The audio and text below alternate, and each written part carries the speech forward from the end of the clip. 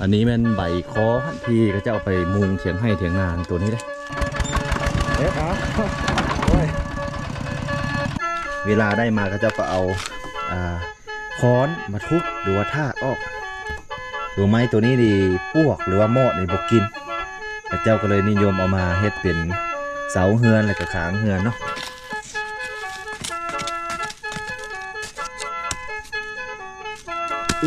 ไม้ขยุงหรือไม้พยุงง่ายนะประมาณอยู่ซ้ำถังสีกับทักทายสบายดีพี่น้องป้องป่ายเบิร์ดสุภูสุคนเด้อสวัสดี FC ทางฝั่งไทยและก็ทางต่างประเทศนะทุกคนเนาะเมื่อนี้บ้าวตันจะพาเลาะบ้านสวนเป็นบ้านของบ้าวตันอีกเทื่อหนึ่งในช่วงระยะฤดูหนาวจะมีบรรยากาศแบบๆนั้นทุกคนไปเบิ่งน้ำกันเนาะถือว่าช่วงนี้กับอากาศรักษาเนี่ยก็เปลี่ยนสีหนาวๆเลยก็มีพายุเข้าช่วงนี้ก็เลยบ่ได้ไปทางใดอาศัยพาพี่พาน้องเลาะชมเมืองบรรยากาศบ้านเก่าหลังคาเฮือนในบ้านสวนของบ้าวตันเองเนาะตัวนี้มันเป็นเล้าเข้าแบบโบราณนะทุกคนอันนี้มันไม้ตีมองได้นี่ก็จะเอาไปไล่มองไล่ป่าในตัวนี้นี่เป็นเล้าเข้าก็จะเอาสังกะสีมาเพื่อกันหนูขึ้นเนาะเป็นเล้าเข้าล้วนเหยียเข้าแบบสมัยโบราณนี่อันนี้เป็นบ้านหลังเทิงสุดของหมู่บ้านมันเป็นแบบดั้งเดิมเฮือนนี้เพื่อนก็จะมักเลี้ยงหมูได้นี่อันนี้เป็นหัวอาหารหมูทั้งนั้นนี่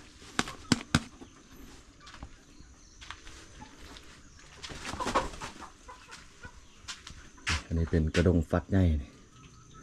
ประมาณอยู่2 เมตรกว่าได้กระดงฟัดนี่เนาะ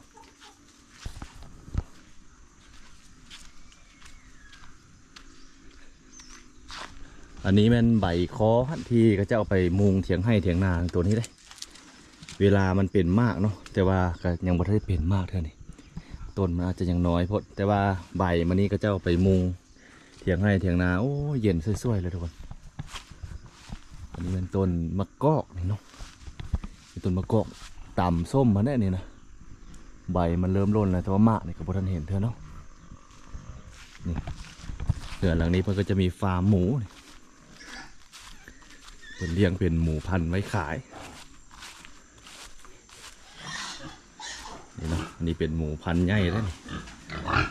มันจะเลี้ยงเป็นฟาร์มหมู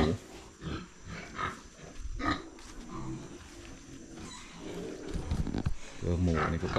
ตัวใดก็บอกใหญ่นะ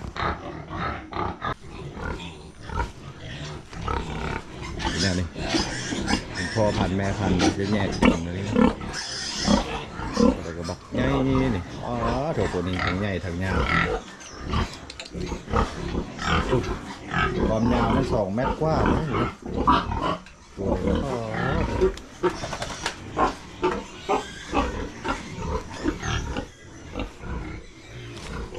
ทางร้านนี้เพื่อจะปลูกเป็นมะพร้าวอะไรก็เป็นมะม่วงคือเป็นเกษตรผสมเนาะ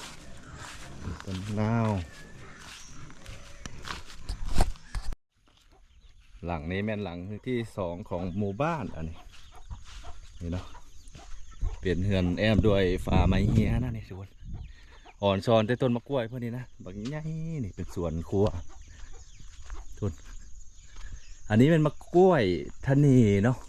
โบแน่ใจว่าทางฝั่งไทยเอิ้นว่าอย่างแต่ว่าต้นมันนี่สูงเกือบ6-7 เมตรพูนะความดินงามทุกคนถูกอันนี้มันมะกล้วยง้าวอันนี้หอมได้เวลามันสุกแล้วนี่เนาะดินมันก็แบบงามเลยก็เป็นป่ากล้วยโอ้ยอ่อนซอนแต่ต้นมะกล้วยง่ายแท้ง่ายว่าเลยเนาะ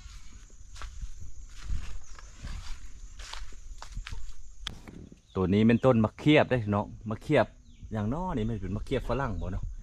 หน่วยบักง่ายนี่ทุกคนต้นมะเขียบนะนี่นะถือว่ามะเขียบหรือมะน้อยหน้าตัวนี้นี่เวลาสุกมันจะเป็นสีส้มๆน้อยนึงเนาะนี่เลยเวลาสุกมันจะเป็นสีส้มๆได้มะเขียบตัวนี้เนาะอันนี้เป็นมากไม้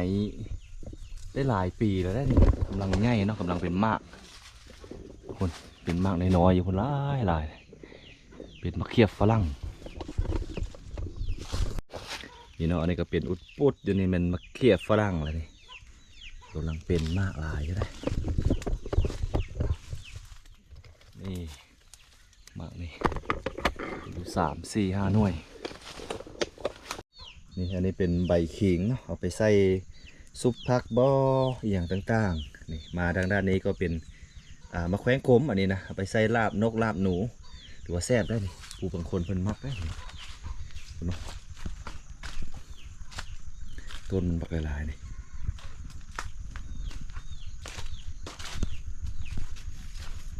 ถือว่าครบเครื่องเรื่องส่วนครัวเพิ่น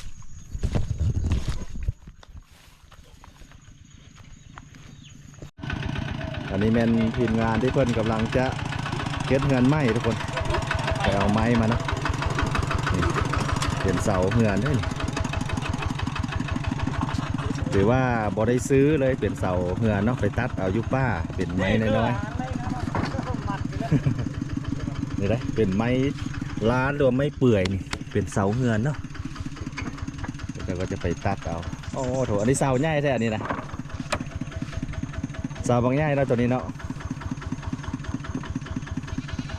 เสาอยู่ด้วยตัวใหญ่ๆเลยตกนี่เป็นเสาใหญ่อันนี้เป็นหัวนะนี่ดูเป็นคล้ายๆครับรสชาติมันคล้ายๆหัวบุ้นหัวแง่อันนี้นะขมๆนั่นนี่บรรยากาศกำลังสร้างเฮือนรถไถแก้วเลยนี่แบบพอได้ซื้อนะเป็นไม้กับไม้จากป้า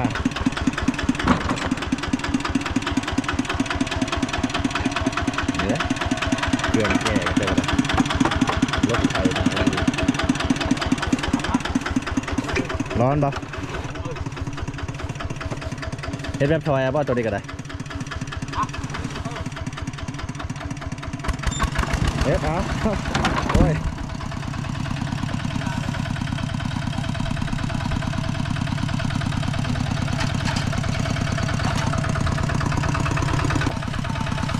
ในบ้าน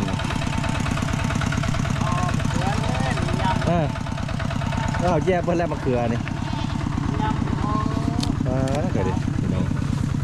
ส่วนมะเขือนี่มะเขือที่กระเจ้าเดิมทีมันเป็นเฮือนอยู่นี่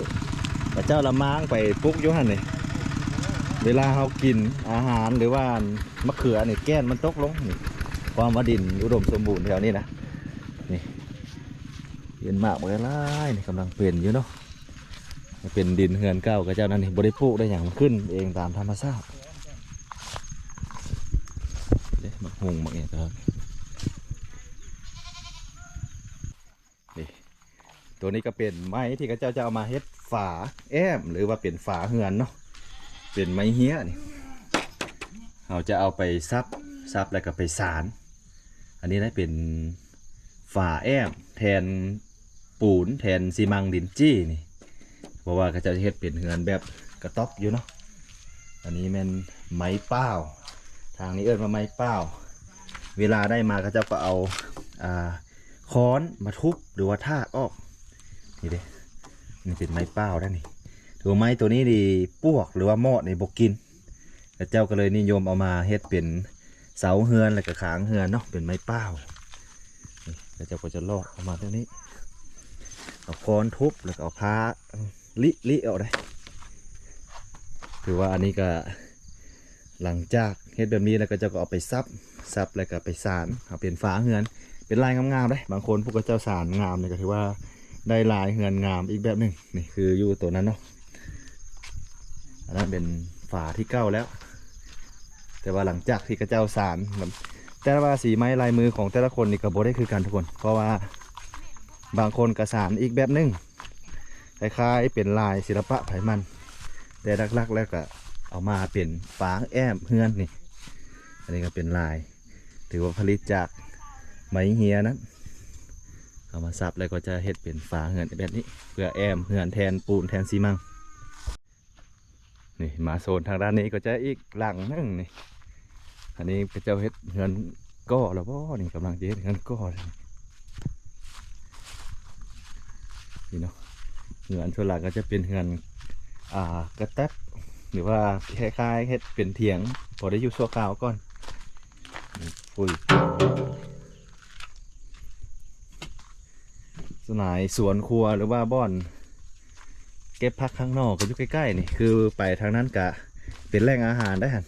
เพราะมันเป็นป่าดงน้อยนึงแล้วก็มีพวกอันกระหอกกระแตอะไรก็นอผักมีซีซอนี่สามารถย่างข้ามห้วยนี่ก็ไปหากินอยู่หันได้เลยนี่เป็นเงินแคมทางแบบอยู่แบบดั้งเดิมนะนี่เนาะเป็นบ้านอีกหมู่บ้านหนึ่งของเมืองคำเกิดรักษาเพิ่มเลยคำไซเฮาที่อยู่แบบดั้งเดิมหรือว่าแต่ก้อนเพิ่นเอาเครื่องมาขายอยู่มองนี่นี่มางอยขายเนาะเป็นพักเป็นมีซีซอเป็นมะกอกมะกล้วยทางเข้าหมู่บ้านก็จะเป็นทางนี้เวลาคนมาก็จะมาซื้อเครื่องซื้อของอยู่นี่หรือว่าเป็นซูเปอร์มาร์เก็ตแบบบ่สะดวกว่าซั่นซะปกติต้องเป็นร้านสะดวกซื้อเนาะอันนี้ร้านบ่สะดวกซื้อเนาะหรือว่าเป็นการค้าขายแบบบ้านๆนี่เป็นประมาณนี้เลยในหมู่บ้านของบ้านศพยวงเมืองคำเกิดรักษาแขวงบริคำไซเฮาทางด้านในนี่เพิ่นก็จะเฮ็ดเป็นหงสีนี่เฮ็ดบอนสีเข้าแปลงรถแปลงล่างนี่อันนี้แม่นร้านซ่อมแปลงรถประจำหมู่บ้านได้นี่เนาะจอดรถแปลงรถจักรเป็นร้านฮับแปลงประจำหมู่บ้านเฮาแต่ว่าช่วงนี้เพิ่นก็ปิดกิจการชั่วคราวเป็นร้านฮับแปลงรถจักรนะแต่ว่าเคสนี้นี่มีแต่ร้านเดียวเนาะแต่ว่าเพิ่นก็ปิดกิจการอันนี้นี่ให้เราเห็นเป็นดอกเหลืองๆอย่างซี่นี่เวลายามฝนมาใบมันงามๆนี่เป็นอาหารอีกหนึ่งอย่างของคนเคสนี้นะก็จะเอิ้นว่าพักหืนเนาะบ่ฮู้ว่าเคสอื่นก็จะเอิ้นว่าจังใดเราสามารถเอาใบตัวนี้ไปต้มแล้วก็มากับแจ่วนี่ถือว่ายามบ่มีอาหารนี่สามารถเอาไปเป็นอาหารได้เป็นคาบนึงเลยเนาะกับแจ่วปลาดงปลาแดกนี่ถือว่าเรียบร้อยได้ผักตัวนี้นะแต่ว่ายามนี้ก็เป็นแก่ๆแล้วเนาะเพราะว่าเป็นฤดูหนาวและนี่เนี่ยเป็นเถียงนาน้อยเบ้าตัดเองนะตัวนี้ส่วนหลายเวลาออกมาจากในเมืองก็จะมาอยู่นี่แหละกระท่อมน้อยเนาะก็ในอนาคตนี่มีแผนว่าจะเฮ็ดไม้อยู่ได้เพราะว่าก็เที่ยวไปเที่ยวมาหาอยู่หากินอยู่แถวนี้ตลอดอาจจะเฮ็ดเป็นให้มันคักกว่านี้เพราะตัวนี้นี่เวลาฝนตกก็เป็นสีจะหัวๆเนาะทุกคนเนาะนี่เป็นส่วนหลังบ้านแต่เก่าแต่เดิมนี่ประกันว่าสิเลี้ยงอ้นอยู่นี่ซื้ออ้นมาแล้วประมาณอยู่3-4-5 คู่นี่แหละนี่เนาะเป็นอ่างเลี้ยงอ้นแต่เก่าแต่ว่าย้ายไปอยู่ในเมืองเลยนั้นก็เลยบ่ได้เลี้ยงต่อแต่อนาคตเวลาได้มาอยู่สวนอาจจะเป็นคอกกบเลี้ยงกบแน่แล้วก็เลี้ยงอ้นแน่ผสมผสานนำกันเนาะอันนี้มันเป็นส่วนหลังบ้านนี่เลยต้นมักลิ้นจีนี่แต่ละปีนี่ก็ถือว่าโอ้ได้หลายฮับจากมันหลายได้ทุกคนถือว่าต้นจังซี่นี่ขายนี่ก็ได้เยอะ2-3 ล้านกีบต่อปีเป็นมักลิ้นจี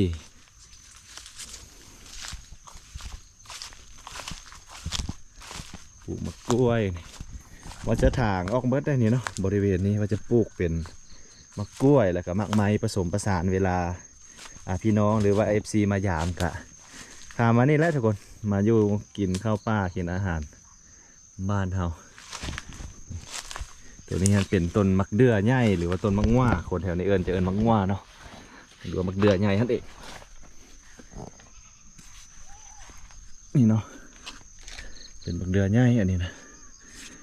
ถือว่าต้นอันนี้นี่ก็เป็นหลายได้แต่ละปีนี่เนาะ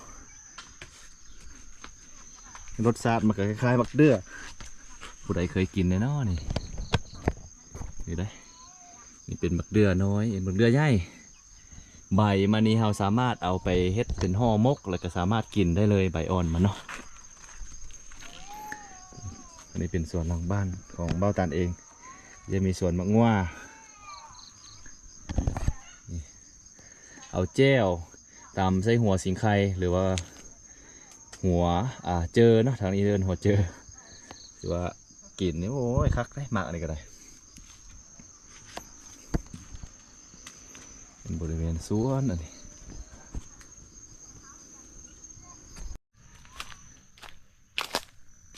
นี่เนาะตัวนี้เป็นไม้ขยุงหรือว่าไม้พยุงใหญ่นะประมาณอยู่3 ถังสีถือว่าปลูกตั้งแต่เบาตันน้อยๆพุ่นเลยเนาะหลังจากย้ายขึ้นมาอยู่บ้านใหม่พ่อแม่เพิ่นก็ปลูกไว้ตัวปัจจุบันนี้ก็ใหญ่ประมาณอยู่ใหญ่กว่าถังสีแล้วแต่บ่แน่ใจว่าทางในจะเป็นข้าวแกนหรือบ่นี่เนาะเป็นไม้ขยุงเดี๋ยวมีต้นเดียวนะจะปลูกได้ประมาณอยู่20 ปลายกว่าปีละส่วนทางนั้นแหละมันเป็นไม้ดูถือว่าเป็นไม้ปลูกตั้งแต่สมัยยังน้อยพุ่นแหละ20 กว่าปีแล้วมาทุกคนหลังจากเลาะไปเลาะมาก็ไปเห็นคลองหนูอยู่หลังบ้านนะนี่เอาสิเอากับดักนี่ไปใส่เนาะเป็นกับเล็กนี่บริเวณที่เราจะใส่เป็นบริเวณหลังบ้านเลยเพราะว่าย่างไปย่างมาก็พอดีไปเห็นคลองหนูนี่เลยเนื้อเขาก็ได้เอามันต้นนี่แหละ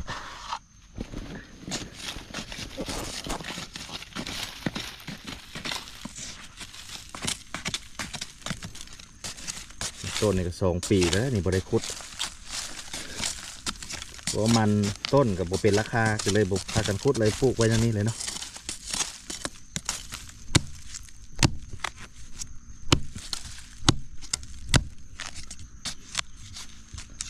ขุดหาไงเถอะอึ๊บเถอะได้หาบักง่ายนี่อึ๊บ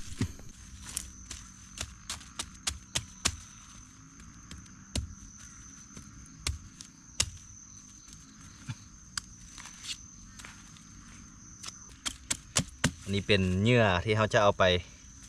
อ้อยใส่กับหนูทุกคนเป็นเหยื่อมัน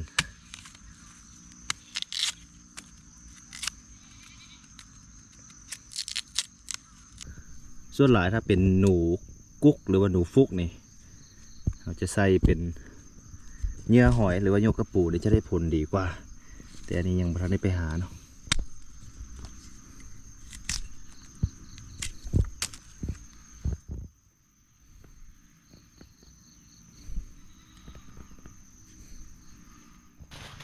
โอเคนะทุกคนเนาะเอากะได้มาแล้วกับดักเห่าพร้อมด้วยเหยื่อ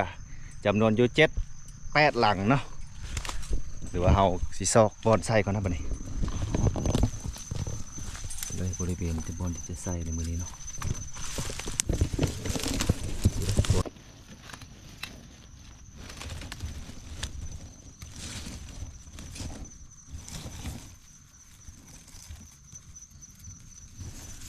เรียบร้อยเนาะหลังที่1ครับ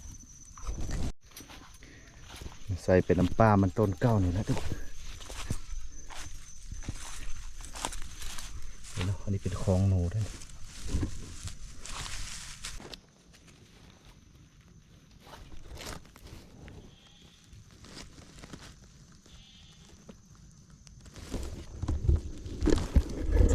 ใส่ไปตามคลองนี่เลยนะเอาแล้วทุกคนเนาะเอากาใส่กับดักเป็นที่เรียบร้อยแล้วนะจำนวนอยู่8 หลังมาเบิ่งนำกันว่ามื้ออื่นเขาสิหมานหนูจักโตบ่เนาะเป็นการใส่อยู่หลังบ้าน